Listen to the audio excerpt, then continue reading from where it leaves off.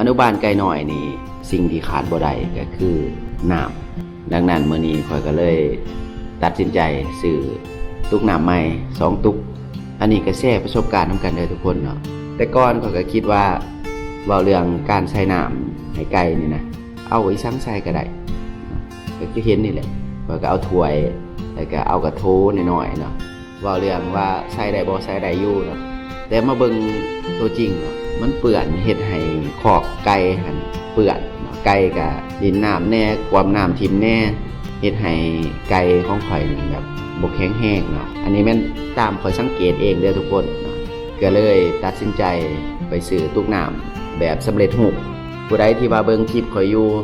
มีวิธีแนะนำแนวใดก็สามารถคอมเมนต์แลกเปลี่ยนกันได้เด้อทุกคนข่อยจะอ่านทุกๆคอมเมนต์ที่แลกเปลี่ยนกันเข้ามา